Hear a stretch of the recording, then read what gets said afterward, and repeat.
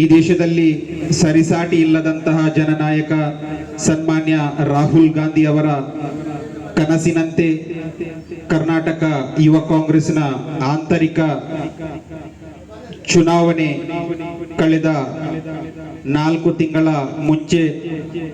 ಕರ್ನಾಟಕ ರಾಜ್ಯಾದ್ಯಂತ ನಡೆದಂತಹ ಸಂದರ್ಭದಲ್ಲಿ ದಕ್ಷಿಣ ಕನ್ನಡ ಜಿಲ್ಲೆಯಲ್ಲಿ ಬರುವಂತಹ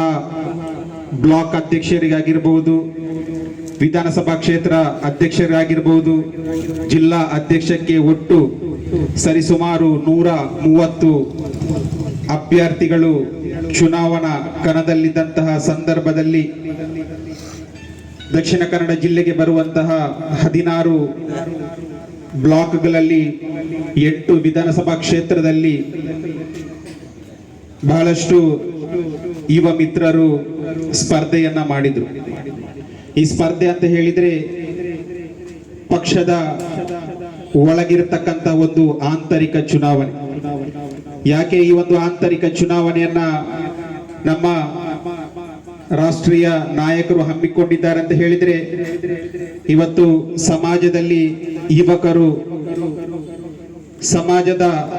ಚುನಾವಣೆಗಳಲ್ಲಿ ಎದುರಿಸಬೇಕಾದರೆ ಸಮಾಜದ ಯುವಕರೊಂದಿಗೆ ಸಂಬಂಧವನ್ನ ಬೆಳೆಸಿಕೊಳ್ಳಬೇಕು,